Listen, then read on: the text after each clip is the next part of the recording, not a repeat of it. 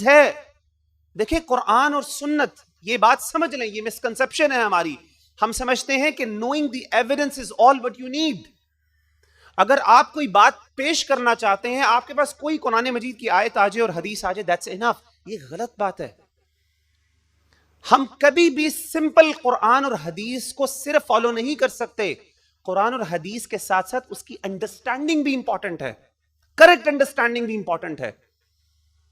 دیکھیں میں آپ کو ایک بات بتاؤں, کوئی ایسا اسکول آف تھاٹ جو اپنے آپ کو مسلمان کہتا ہے, کوئی ایسا اسکول آف تھاٹ جو اپنے آپ کو مسلمان کہتا ہے, کبھی آج تک وہ یہ نہیں کہے گا کہ میں قرآن اور سنت کو نہیں مانتا. وہ اپنے ہر عقیدے کے لیے کیا پیش کرے گا؟ قرآن اور سنت کی دلیل پیش کرے گا, قرآن اور سنت کا ایویڈنس پیش کرے گا. کبھی بھی وہ یہ نہیں کہے گا نہیں میں نہیں مانتا. ایون قادیانیوں کو دیکھ لیں آپ, قادیانیوں کے پاس جائیں ان سے کہیں کہ تمہارا عقیدہ کیا ہے, وہ قرآن اور حدیث آپ کے سامنے لے کے آئیں گے. آپ کیا کریں گے؟ That's it. علماء کہتے ہیں الدلیل ولو كان صحیحا لیس منتہى العلم بل لا بد من فهم الدلیل.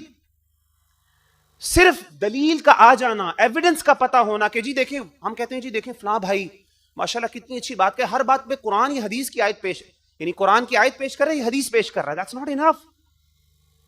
اس کی انڈرسٹینڈنگ وہ کیا ڈیرائیو کر رہا ہے؟ خوارج, آپ کو پتا ہے کہ سب سے پہلا اسکول آف تھاٹ جو اسلام میں نکلا, گمراہ فرقہ, سب سے پہلا فرقہ کون سا تھا؟ خوارج کا. آپ کو پتا ہے کہ انہوں نے صحابہ کے بچوں کو ذبح کیا لٹرلی. حضرت خباب بن ارط رضی اللہ تعالی عنہ ان صحابہ میں سے ہیں کہ جنہوں نے اسلام کے لیے سب سے زیادہ مارے کھائیں. مکہ کے اندر آپ کو پتا ہے کچھ صحابہ تھے جن کو سب سے زیادہ ٹارچر کیا جاتا تھا, جس میں بلال ابن رباح, بلال حبشی رضی اللہ تعالی عنہ تھے, حضرت خباب بن ارط تھے, اس طرح کے اور 2-3 صحابہ تھے. ان کو بہت مارا جاتا. عمار بن یاسر تھے. تو ان میں ان کا بیٹا تھا عبداللہ ابن خباب, ان کے بیٹے, صحابی کے بیٹے.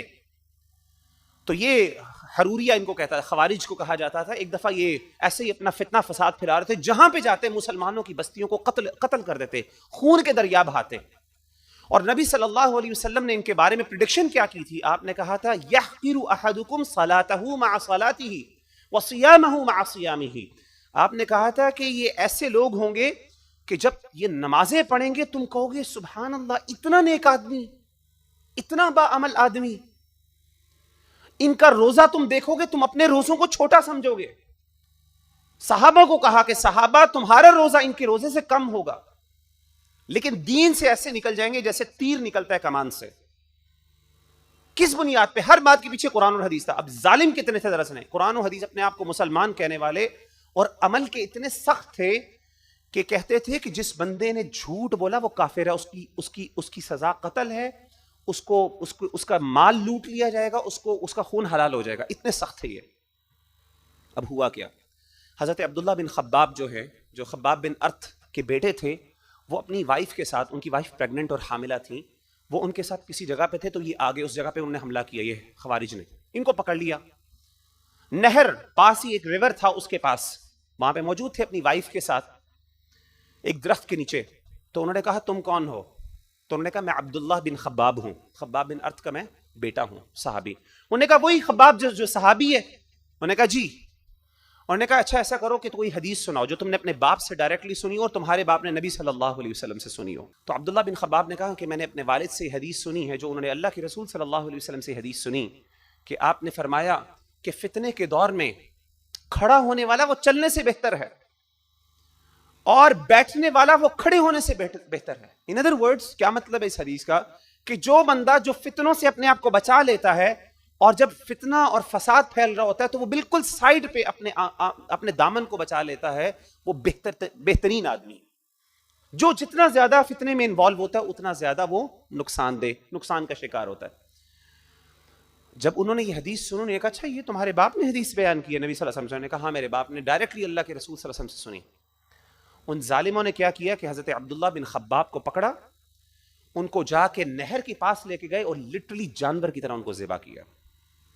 نہ صرف ان کو جانور کی طرح ذبح کیا, ان کی بیوی جو حاملہ تھی ان کو بھی ذبح کیا, اور اس کے بعد ان کا پیٹ پھاڑا, اور ان کے پیٹ پھاڑنے کے بعد ان کے بچہ جو ابھی پیدا نہیں ہوا تھا اس بچے کے بھی انہوں نے ٹکڑے کیے. یہ ظالم لوگ تھے, اپنے آپ کو مسلمان, نبی صلی اللہ علیہ وسلم اپنے سامنے نمازیں پڑھتے تھے, ایسی نماز کے کوئی بندہ دیکھتا ہے کہتا ہے یار اس سے بندہ بھی کوئی نیک ہو سکتا ہے.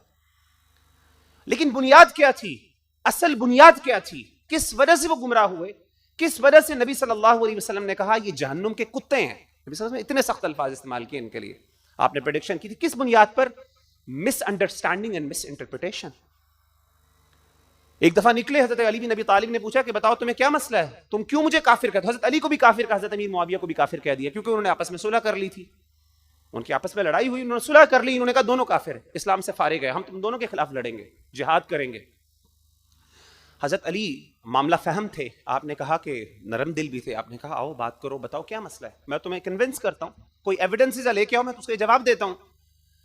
کہتے ایویڈنس کیا؟ قرآن مجید کی آیت ہے اور اس کا مفہوم ہے لا حکم الا للہ، اللہ کے علاوہ کسی کا بھی فیصلہ کرنے کا اختیار نہیں ہے.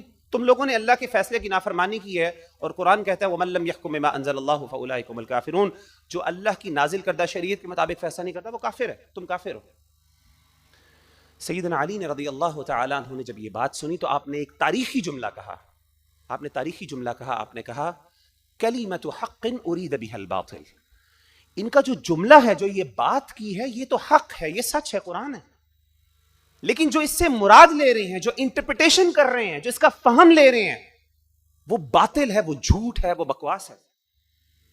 اسی لیے امام ابن قیم رحمہ اللہ تعالی عنہ کہتے ہیں اللہ کے بارے میں قرآن مجید کی مس انڈرسٹینڈنگ اور حدیث کی مس انڈرسٹینڈنگ یہ ہر فتنے، فساد، ہر بدعت اور ہر سکول آف تھاٹ جو گمراہ سکول آف تھاٹ ہے اس کی بنیاد ہے. پھر آپ نے نام بتایا، آپ نے کہا خوارج، معتزلہ، جہمیہ، قدریہ، یہ سارے گمراہ فرقے، ان سب کی بنیاد کیا ہے؟ مس انڈرسٹینڈنگ.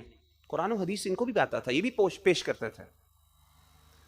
تو میرے بھائی اور میری بہنوں یاد رکھیں، امام عبداللہ ابن سیرین کہا کرتے تھے، محمد ابن سیرین رحمہ اللہ تعالی عنہ، وہ کہتے تھے کہ ان هذا العلم دین، یہ علم دین ہے. فانظروا امن تأخذون دینکم، خوب اسیس کیا کرو، اینالائز کیا کرو کہ میں دین کس سے حاصل کر رہا ہوں.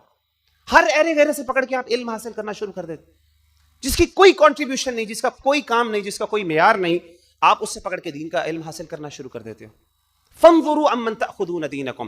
اور اسی طریقے سے آپ نے یہ بھی فرمایا، انہوں نے کہا کہ جب تک فتنے پھیلے نہیں تھے، فساد پھیلا نہیں تھا، تب تک ہم ہر بندے پر اعتماد کر لیا کرتے تھے، لیکن جب سکولز آف تھاٹ، خوارج آ گئے اور اس طرح کے عجیب و غریب فرقے نکلنا شروع ہو گئے، تو پھر ہر بندے کے پاس جس سے ہم علم حاصل کرنے لگتے تو سب سے پہلے کہتے سموا لنا رجالکم. اپنے اساتذہ کے بارے میں پہلے بتاؤ تم نے یہ علم حاصل کس سے کیا. یہ نہیں کہ وہ بات کیا کر رہا ہے، ہو سکتا ہے قرآن و حدیث ہی بیان کر رہا ہو، لیکن جب پتہ چلتا تھا کہ اچھا میں فلاں کا اسٹوڈنٹ ہوں، وہ فلاں کا اسٹوڈنٹ ہے، اس نے اللہ کے رسول سے سیکھا ہے، تو پھر ہم اعتماد کرتے تھے اور ہم تب علم حاصل کرتے تھے.